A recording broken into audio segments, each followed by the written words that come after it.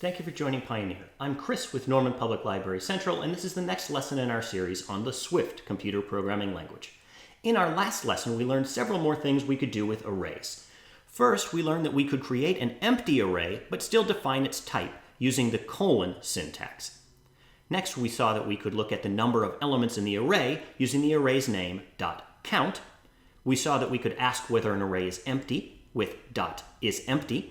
And we saw that we could add things to the array one at a time later in our program with the append command.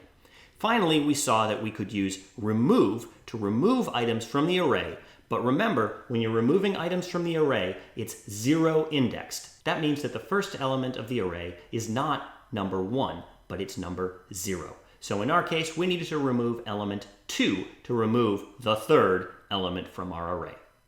Perfectly clear? Excellent.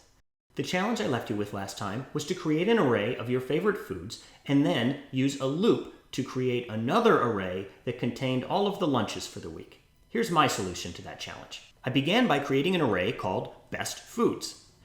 Then I created an empty array called lunches.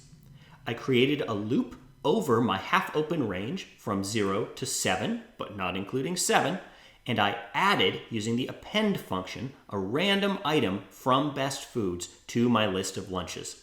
Then I printed out what the lunch was going to be for each day. If I run my code, I get pasta the first day, pizza the second day, breadsticks the third day, then some anchovy paste, pasta again, and breadsticks. I'm not sure about the computer's taste in lunch this time around. In today's lesson, we're going to cover a feature called zip, and start combining various things we've learned in this program into a single functional unit. I'll begin by creating a function, and I'm going to call it getLunches. And getLunches is going to take an array of the days that I want to get lunch for. So it takes a parameter. That parameter I will call days, and that thing is an array of strings. So getLunches will take a list of all of the days that I'd like to get my lunch for. It's going to return an array of strings that will be the names of the foods I'm eating for lunch each one of those days. I'll create an array that stores all of my foods. Then I'll create a variable to store all of my lunches.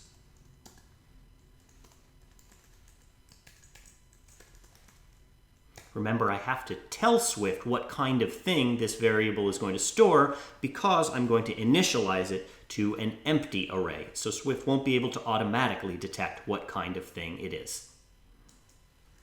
Next, I'll loop over each one of the days. And in each one of those days, I will append a randomly chosen food.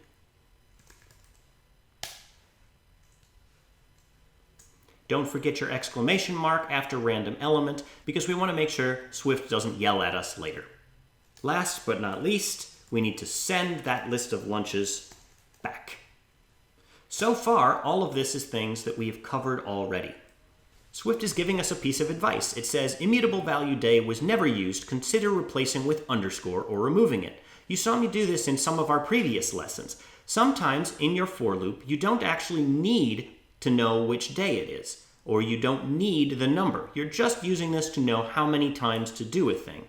So because I don't need day, I can replace it with an underscore. That tells Swift that I know I'm not using the variable day, and that's okay.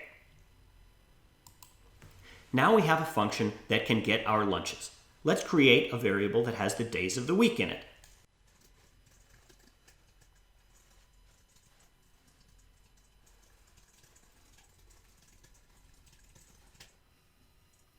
Now, let's ask our function to give us something to eat for each one of those days.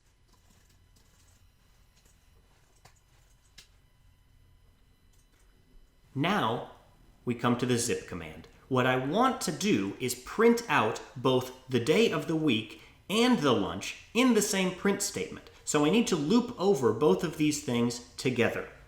I can say for, and then in open parenthesis, day, comma, lunch, which are my new variables. You could call them anything you want. Bob and Susie, Rock and Twig. In our case, day and lunch are probably good choices. In, and now instead of putting just the name of an array, I'll type the word zip. And zip is a command that takes two different arrays, in my case, days of the week and lunches, and combines them so that I can loop over them both at the same time. Now, inside my loop, I can say print on